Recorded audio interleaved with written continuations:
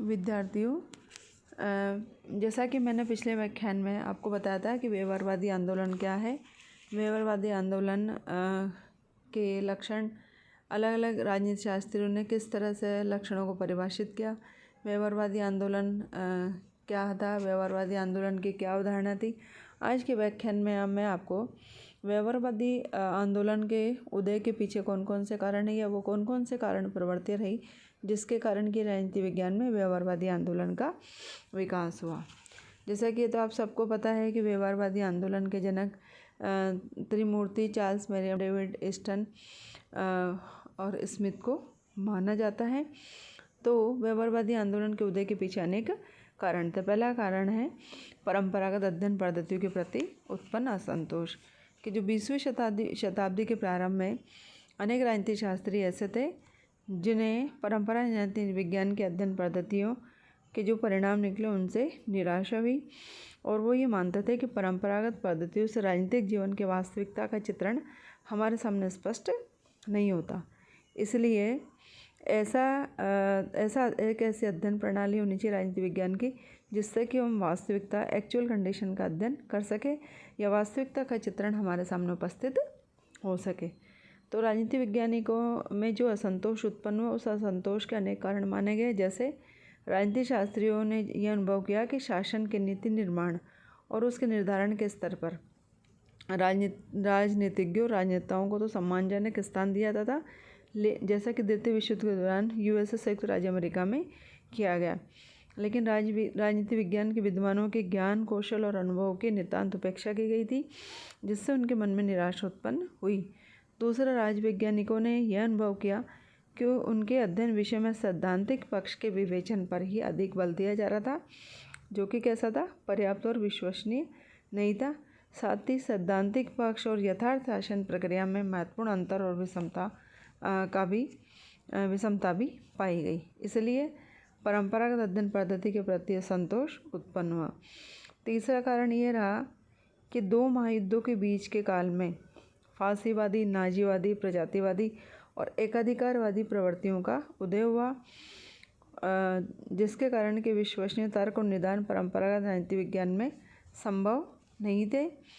और राजनीति शास्त्रियों ने पाया कि राजनीतिक क्रिया प्रक्रिया और व्यवहार की संबद्धता को अनदेखा करने से राजनीतिक वास्तविकता का ज्ञान कैसा हो गया, सीमित हो गया है। चौथा, राजनीति विज्ञान के निरंतर विकास और लोकप्रियता के बाद भी विषय की अध्ययन पद्धति पूर्णतः कैसी थी, वर्णनात्मक शैली की थी। इसे इसलिए अपर्याप्त माना गया। दार्शनिक, संस्थागत, औपचारिक, कानूनी और ऐतिहासिक पद्धतियों के योगदान की सीमाओं के परिणाम स्वरूप उत्पन्न राजनीति शास्त्र की शिथिलताओं के प्रति असंतोष उत्पन्न हुआ और यह असंतोष कैसा था, स्वाभाविक था। और 5वां, अन्य विज्ञानों जैसे प्राकृतिक विज्ञान और सामाजिक शास्त्रों में विकसित प्रक्रिया के फलस्वरूप नवीनतम और विश्वसनीय पद्धति और तकनीकों के प्रति जिज्ञासा उत्पन्न हुई, जबकि राजनीति शास्त्रियों ने इस क्षेत्र में भी अपने आप को पिछड़ा हुआ पाया।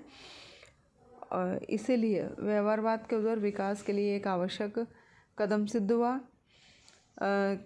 छठा, द्वितीय विश्व युद्ध के बाद जो स्थिति और वातावरण विशेष रूप से अमेरिका में था, उसमें राजवैज्ञानिकों ने यह पाया कि पश्चिमी व्यवस्था और वातावरण में किए गए अध्ययन शोध के निष्कर्ष और पद्धतियाँ केवल सीमित क्षेत्रीय और राष्ट्रीय वातावरण में उपयोगी सिद्ध हो सकते हैं, लेकिन एशिया, अफ्रीका और लैटिन अमेरिका के जो नव स्वतंत्र और पिछड़े देशों की कई समस्याएं और चुनौतियों का सामना इन देशों को करना पड़ रहा था, उन चुनौतियों और प्रक्रियाओं का अध्ययन परंपरागत पद्धतियों के द्वारा जब किया गया तो अध्ययन के वास्तविक स्थिति का ज्ञान संभव नहीं हुआ और न ही राजनीतिक कार्य और व्यवहार की अंतरंग स्थिति को प्रामाणिक स्तर पर समझा गया।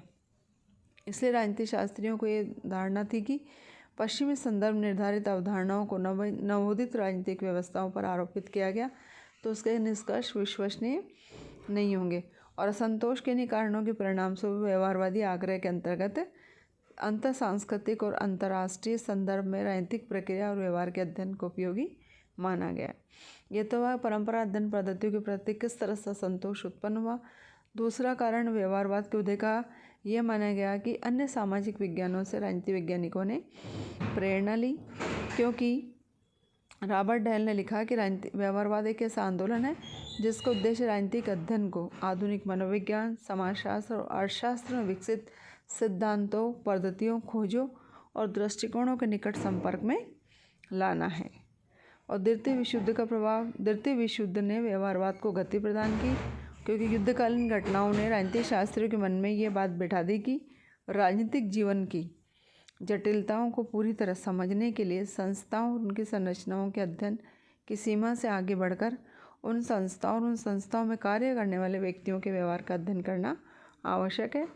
और नवीन अध्ययन पद्धतियों के प्रयोग ने भी व्यवहारवाद के विकास में महत्व दिया। तो द्वितीय विश्व युद्ध के बाद के दशकों में राजनीतिक शास्त्र के क्षेत्र में यह विचार बल पकड़ता गया कि राजनीतिक शास्त्र में नवीन अध्ययन पद्धतियों को स्थान देना होगा। ये पद्धतियाँ थी परीक्षण पद्धति, उपकरणों, सर्वेक्षण पद्धतियों, सांख्यिकी, विश्लेषणों, गणितीय प्रारूपों, निदर्शन सर्वेक्षण जैसी प्रविधियों के बढ़ते हुए प्रयोग ने राजनीतिक व्यवहार के अध्ययन को वस्तुनिष्ठ बनाकर व्यवहारवाद का पोषण सहज किया। ये तो है कि व्यवहारवादी क्रांति के उदय के क्या कारण रहे। अब मैं आपको बताऊंगी कि व्यवहारवाद के मूल लक्षण क्या थे। पहला तो व्यवहारवादियों ने माना कि अध्ययन की इकाई बहुत बड़ी न होकर कैसी होनी चाहिए, लघु होनी चाहिए, और इसलिए व्यवहारवादी दृष्टिकोण छोटे छोटे विषयों के गंभीर अध्ययन और विश्लेषण को प्राथमिकता देता है। और राजनीतिक शास्त्र में व्यक्ति समूहों के व्यवहार का अध्ययन किया जाता है। और एकांगी जो संस्थागत अध्ययन है वो अपर्याप्त और असंतोषजनक है। इसलिए व्यक्ति के व्यवहार का अध्ययन आवश्यक है, क्योंकि संस्थाओं की कार्य प्रक्रिया का निर्णायक तत्व संस्थाओं से संबद्ध व्यक्ति और समूह का व्यवहार होता है। और अध्ययन और शोध सिद्धांत निर्माण से प्रेरित होने चाहिए। सिद्धांत निर्माण सर्वोच्च स्तर का होना चाहिए। और व्यवहारवाद की सबसे बड़ी विशेषता है सिद्धांत मतलब थ्योरी का प्रयोग। इसमें तथ्यों की खोज और उनकी व्याख्या एक सिद्धांत के अंतर्गत करते हैं। कैटलिन, चार्ल्स मेरियम, लासवेल और युद्ध के तुरंत बाद हर्बर्ट साइमन ने अपने अनुसंधान में अनुभवाश्रित सांख्यिकी तकनीकों के साथ सिद्धांत की आवश्यकता का समर्थन किया। और व्यवहारवाद की मान्यता है कि अंतर विषयक अध्ययन होने चाहिए, क्योंकि विषय सामग्री अध्ययन की गहनता तभी संभव है जब कोई विषय अन्य विषयों से भी जुड़ा हुआ। यानी कि राजनीतिक शास्त्र को एक एकाकी विषय के रूप में प्रस्तुत नहीं किया जा सकता, क्योंकि मानव का राजनीतिक व्यवहार सामाजिक व्यवहार का एक छोटा सा पक्ष है। इसलिए राजनीतिक व्यवहार की व्याख्या में सभी सामाजिक पहलुओं का ध्यान रखा जाना चाहिए, तभी राजनीतिक व्यवहार के अध्ययन को हम औचित्यपूर्ण मान सकते हैं। और व्यवहारवादी अध्ययन में मूल्यों का अध्ययन को निरर्थक माना गया। और राजनीतिक शास्त्र के संदर्भ में ये मूल्य लोकतंत्र, समानता और स्वतंत्रता प्राप्ति है, जिनका वैज्ञानिक परीक्षण संभव नहीं है। और व्यवहारवादी प्रेक्षण और लेखा को अत्यधिक परिशुद्ध करने पर बल देते हैं। तालिकाएं, ग्राफ, गणितीय मॉडल का अधिकाधिक प्रयोग किया जाना चाहिए। इसलिए हम कह सकते हैं कि राजनीतिक व्यवहार से अभिप्राय केवल प्रत्यक्ष या अप्रत्यक्ष रूप से पर्यवेक्षणीय राजनीतिक क्रियाओं से नहीं है, बल्कि इसका संबंध व्यवहार के उन बोधात्मक, अभिप्रेरणात्मक और अभिव्रतात्मक घटकों से भी है, जिनसे हमारी राजनीतिक मांगों, आशाओं, विश्वासों, लक्ष्यों की व्यवस्था आदि का ताना बाना बुना जाता है। इसीलिए व्यवहारवादी दृष्टिकोण परंपरागत दृष्टिकोण से अधिक भिन्न माना गया है। ये सभी तत्व राजनीति विज्ञान में व्यवहारवादी अध्ययन की आवश्यकता को रेखांकित करते हैं। विद्यार्थियों, अगले व्याख्यान में मैं आपको डेविड ईस्टन ने व्यवहारवाद के क्या लक्षण बताए हैं, इस पर अपना व्याख्यान प्रस्तुत करूँगी। धन्यवाद।